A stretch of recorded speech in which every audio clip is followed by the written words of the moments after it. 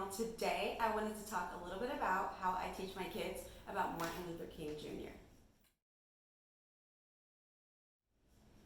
One thing that I know I want my students to walk away with is the fact that racism is still alive. Your Martin Luther King Jr. lesson should not end with your students thinking, yay, now everything is solved, America is great again, and just everything's perfect. It's not. It's still an issue today. Like, the man was literally assassinated for doing this work. It didn't stop when he got assassinated. It was still an ongoing issue and still is today.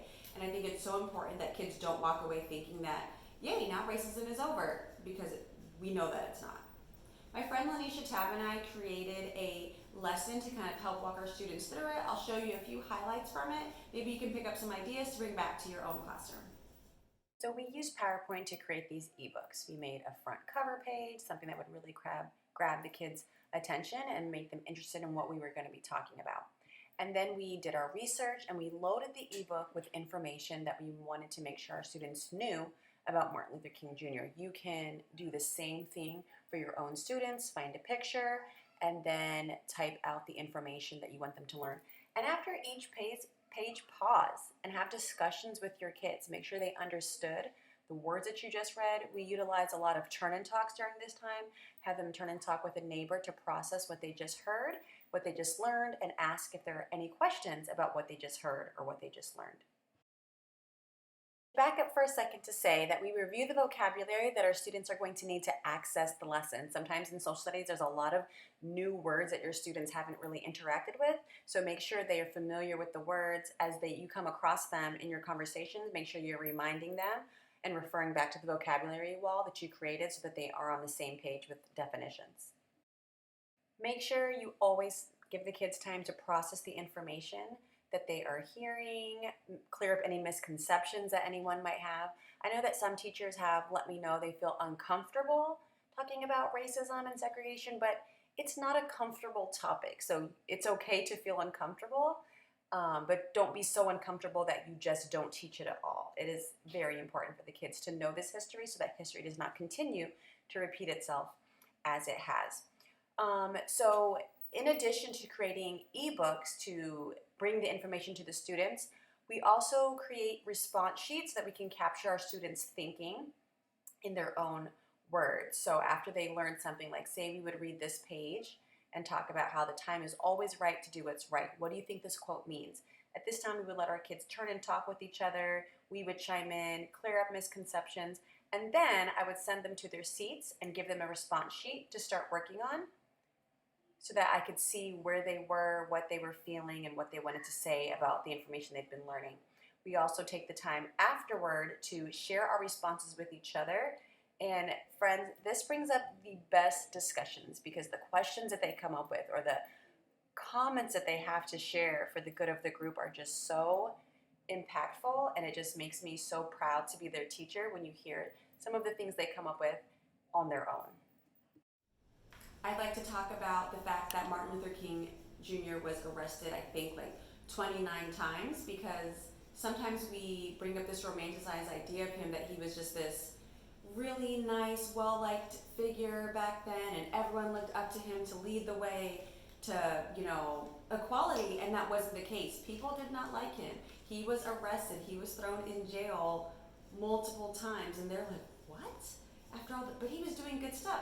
Okay, but no one wanted to hear that good stuff, kids. And we talk about how, he said an unjust law is no law at all. And we talk about, are all laws fair? Are laws today fair? And just really get them thinking critically about the world around them.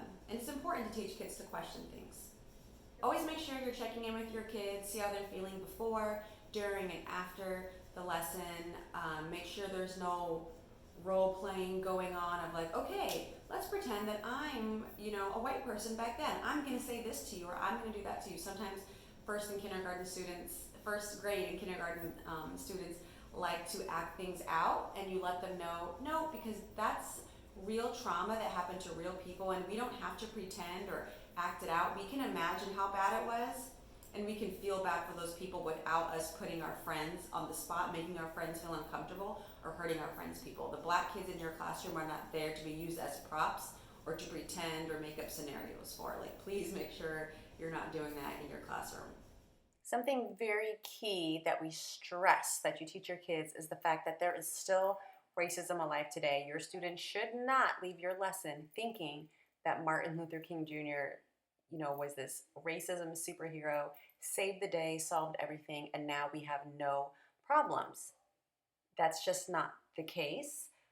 There's still discrimination, there's still oppression for Black people in this country. So when students are led to believe that this is no longer an issue, it makes it harder for students when they grow up to empathize with the plight of people that are still being oppressed and to know what they should be doing in order to help and be really good allies. It also confuses Black students who feel oppression, are discriminated against, and don't really have a word for what's happening to them because their teachers are telling them that this is no longer an issue. I find that this topic is a topic that some teachers shy away from. Just in my 10 years of experience, I get a range of a few things. Teachers that don't really like to talk about it at all, so they kind of skip over it. The day is off, the kids come back, they don't really know why they had the day off, and things just go on as usual. And then there's the teachers that want to cover it in a really feel-good way, and they just say, he had a dream, and he said that Black people and white people should be together. Look around the classroom, we're all together, hooray! They color a picture, and that's that. And then there's people that know that they should be doing a little bit better, but they're so uncomfortable with the thought of having this conversation about race and segregation with students that they tiptoe around things, or they might say the wrong thing, or they put it out there, and their vibes are just weird, and it confuses the kids, and it's just not a good look. So I would like to share how I teach with my students because I feel like they walk away with some very powerful lessons that I hope you can get something out of too. This is a lesson that can last for a week or two because there's so much to get into and so much to make sure your students are understanding.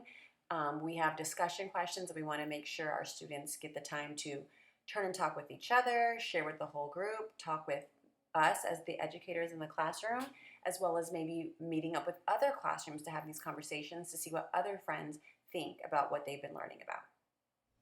I also want my students of all colors to know that it is important for everyone to stand up against racism, that it's not just work for Black people to be doing, that they can be allies. Like I tell my white students, like, you can be an ally, you can use your voice too. This isn't just the work of our Black friends. We all need to be saying something because it's wrong. If it's wrong for one of us, it's wrong for all of us. And I really like to drive that point home. And I teach kindergarten and first grade. They can get these concepts and they feel empowered. They have such a sense of justice. They love learning these topics. It's not a feel-good lesson. Some friends get upset. Some friends are sad. I've cried talking about it in front of my students, but it's a sad topic. It's a sad thing. It's okay to be emotional because racism does bring up emotions. One of my favorite things to do with kindergarten or first graders are to set up debates. Give them a statement that they can agree or disagree with, like nonviolent protests are the only way that you should be fighting racism, and see what they have to say. Let them choose their sides, and it can be tempting to jump in and say, da, da, da, da, da. But let them play it out on their own. You're really just there to facilitate and see what they come up with and see, how they handle the disagreements. You, of course, have to beforehand teach them how to disagree, how to agree, how to, listen to what someone says and then respond to specifically what they said before they give their own ideas out. But it's so amazing to see and hear what they come up with. I also like for my students to know that even though Martin Luther King Jr. championed nonviolent protests, and he had many examples of where that got him progress here and there, towards the end of his life, he started to see that nonviolent wasn't always working for him, and that some people needed a firmer hand in paying attention to the injustice that Black people had to face. I think that when he started out, he was really, all about the nonviolent ways, and, if we just do this, then white people will see this.